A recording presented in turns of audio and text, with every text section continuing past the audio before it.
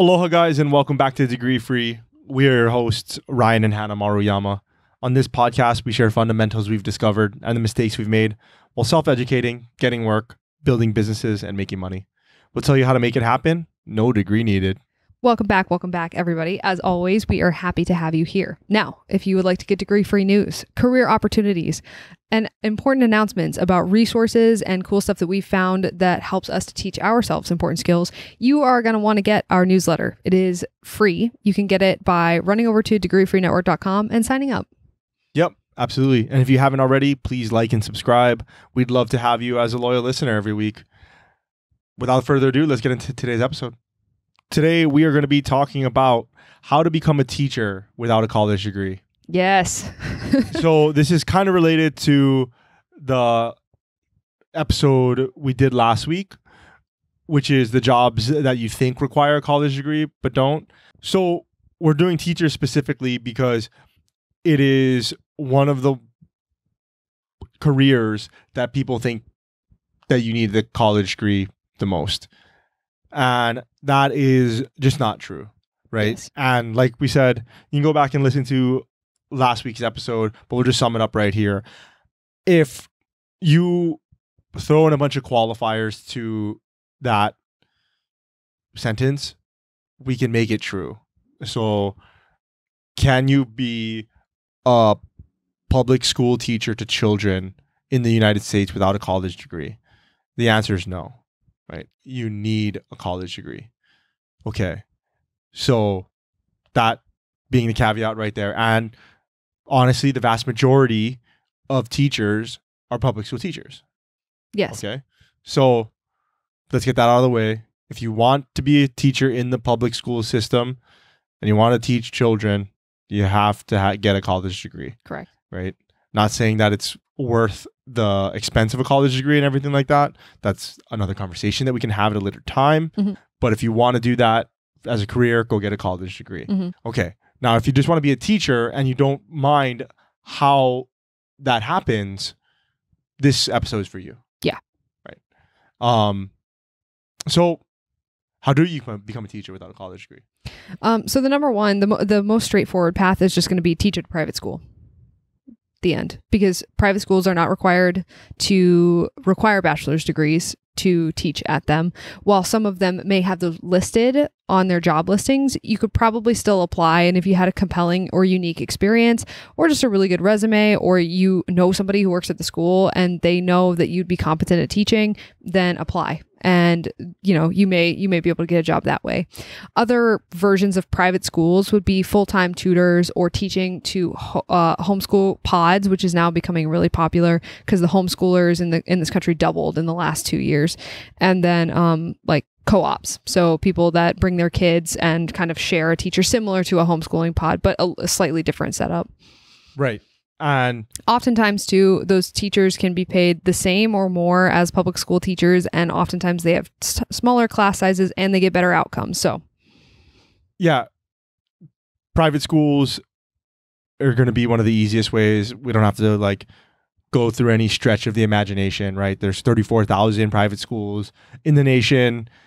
Pick one and try to become a teacher at it, right? It's just like applying to any other job, right? You're going to have to figure out what experience they want to see, and you're going to have to convince them to give you the job. Probably one of the easiest ways to do that too, just kind of like off the cuff, would be if you graduated from that private school and you have a specific experience, just go back to the school and tell them you'd like to work for them. That's probably a really good way that's a good way to do it. And so the next one is going to be being a substitute teacher. Yeah, so you can be a full-time substitute teacher without a college degree. They basically take anybody with a pulse who can pass a basic background check. And for anybody who has ever gone to a public school, I feel like it's pretty likely that at some point in your public school experience, or maybe even in your private school experience, that you had a substitute teacher for either like 3 to 6 months, or some of you even a year. Like that happens kind of a lot. Like I definitely had classes in public school where I was taught by a substitute teacher for the entire year. So I was taught by somebody who did not have a college degree for the entire year. Right, exactly. And this is one of those things that a lot of people that want to talk about you can't be a public school teacher, or that throw all these qualifiers in when we talk about you can be a teacher without a college degree. They're going to say, well, substitute teacher is not a real teacher. I disagree. I think that it is. So, I mean, and it says so on your paycheck. Do they do all of the same work do they do all the same work? Yes. Right. So substitute teachers don't have the same requirements that the public school systems have. I know that me personally, I have had substitute teachers for, I don't know about the full year. I think maybe once, but definitely a long time, definitely months and months.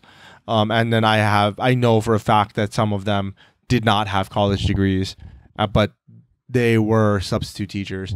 And a lot of them too, they were substitute teachers in the region in which I lived. And so they would be like, okay, well, this week I'm here, and then next week I'm at the school across town, right? And so they are full-time substitute teachers. They're just not full-time in that classroom or full-time at that school teaching that subject. Mm-hmm. So in that same vein of like substitute teachers, right now, California and Arizona specifically are granting emergency provisional teaching licenses because they are so short on teachers.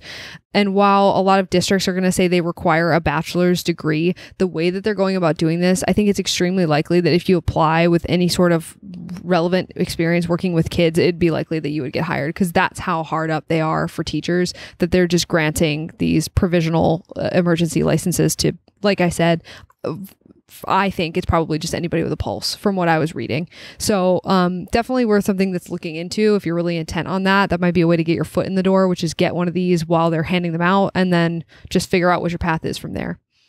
And to clarify, when Hannah's saying anyone with a pulse, it's not like a derogatory statement, although it sounds pretty derogatory in connotation. Just that right now they're desperate. I just mean they need people to do work. Right. They need people to do work. And then also substitute teachers. Not a lot of people are lining up to be substitute teachers either. That's a good example, though. Like, I bet somebody with 5-6 years of substitute teaching experience would be somebody who would be a great candidate for being given one of these emergency teaching licenses. Yeah, I would think so. Yeah. And you could just say, hey, look, I have 10 years of full-time substitute teaching experience. I primarily subbed math, science, or English as a second language classes. And those are the ones where they're granting these licenses like crazy because they need people really badly. And then the last one that we wanted to kind of talk about is going to be like teaching in a trade school or an adult / continuing education school. So these schools have to have something called a CTE. That's Career and Technical Education. And what they do is they take your years of experience and then they sort of codify them, and then they'll use that to determine whether or not you're qualified to teach. So basically what you do is you submit this CTE, which is, your experience laid out, and then typically the school will give you an offer. And then oftentimes after you accept the offer, you go to a 1-year teacher prep program while you are teaching. And then after that year is over, then you take state exams, and then now you are a teacher. So that kind of undermines, it's like you said, it's very specific. You can't be a public school teacher without a college degree. False. You can't be a public school teacher of children sometimes without a college degree is more accurate. Yeah. And so with this, especially thinking about trade schools, being a teacher in those, it makes sense intuitively because you are teaching them how to do a skill, a profession. Right, exactly. So whether it's carpentry or becoming an auto mechanic or something like that, or even how to make pots. I was thinking cosmetology. I was thinking hands-on. Sure. Yeah. Things like that where you're actually teaching them how to do something.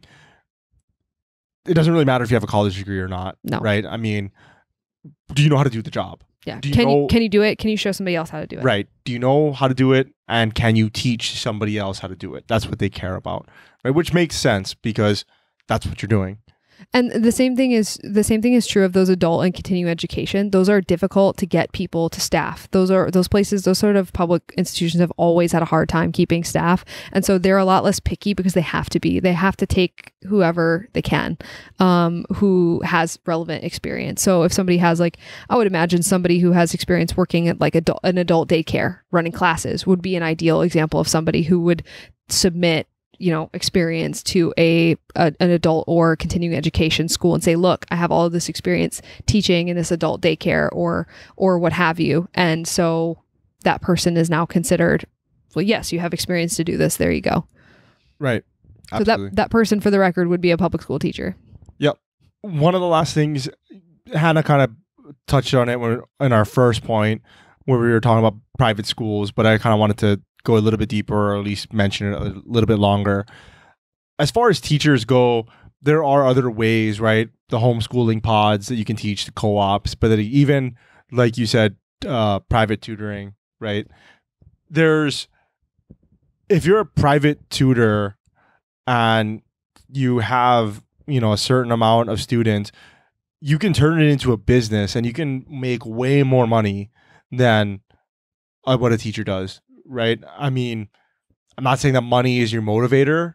I'm just saying that is something, because you're not within the confines of a school, right? You might say, oh, I'm a tutor, but you're a teacher. You're a teacher. Right? Like you teach. You get paid to teach. Right. You teach math just like anybody else does. Right. But you just make more. Yeah. It's going to be more difficult because you're going to have to market your business and all that stuff that ends up having to do with running and owning a business. But it's possible to do it in non-traditional routes. That's all I'm saying. Mm-hmm. And just to put that in perspective, for somebody, if you have 12 students, if just to put it in perspective how this would work functionally, you have 12 students and you charge each of them $1,000 a month to be taught by you full time. That is not a small amount of money. That is $120,000 a year, which is twice what most teachers make. So in some places, that's about 3 times what a teacher would make. And so I do find it interesting that people are so get so up in arms about it and are so intent to just gatekeep this title. I'm like, these people that do that, not only do they have a better job and that they make quite a bit more money. 2, they have quite a bit more freedom. 3, they have smaller class sizes, which is the biggest thing for the success of kids. Anybody that's studied anything about education knows that the smaller classes you have, the more successful the kids are in the class. That's just basic. Everybody knows that. And then it's the fact that these people are absolutely teaching and oftentimes get equivalent or higher outcomes than students from public schools. So it's just interesting because by what criteria are they not teachers? They are people who get paid to teach and they do so. They make more money at it. They have a better quality of teaching in that they have a better quality of experience while they teach. They're probably having a much better experience than a public school teacher. And then 3, the kids are getting a better benefit. So I've never really understood that. And I think it's just interesting to point it out because that is growing. That's a growing industry and it's going to get bigger too as time goes on. Yeah. Definitely. And math in public is $140,000 plus. Oh, wow. Yeah. There we go. Well, that teacher's a baller. Yeah. So, yeah, I just wanted to kind of quickly go over that. While it's not technically a teacher, right? You're more of a tutor or you're more of a whatever. Even though I say technically it is a teacher. Right, I know, but yeah. You understand what I hear you. Yeah. Not in a traditional title in which a lot of people that are critics of the things that come out of our mouths say. True. Right? And very true. So, all right, whatever. Okay, fine, whatever, you can have it. Yeah. But anyway, that's today's episode. It's a really quick one.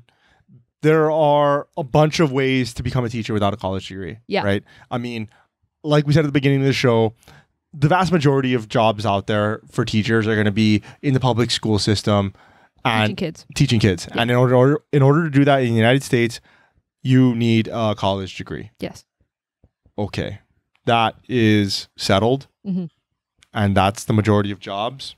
We are clear there. You and I both agree on that. Yes. And we agree with everybody else that says that as well. Yes. Right. But here are a bunch of different options for you to be a teacher, to hold the job title and the career of a teacher without a college degree. Mm-hmm. Yeah, pretty straightforward. Pretty simple. Yeah. If you'd like to see degree-free news, like things like talking about provisional teaching licenses and opportunities like that, ways to teach yourself so that you can get good jobs or work that you want, and just resources that Ryan and I found to be really helpful in our journey too, then sign up for the newsletter. It's degreefreenetwork.com. Just run on over there. It's free. Yeah, absolutely. And like I said at the beginning of the show, if you haven't already, please like and subscribe. We'd love to have you as a weekly listener. We post new episodes every week, and we'd love to see you here. And then if you guys want to get in touch with us, the best way to do it is contact@degreefreenetwork.com.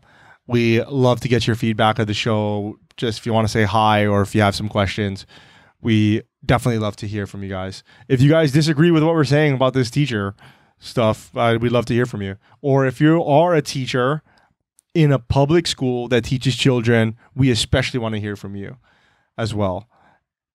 But yeah, that's pretty much it. If you can give us a follow, that'd be great. I'm at Ryan K. Mariyama at all the socials. She's at Hannah Mariyama as well. And the podcast is at Degree Free Pod. Until next time, guys. Aloha.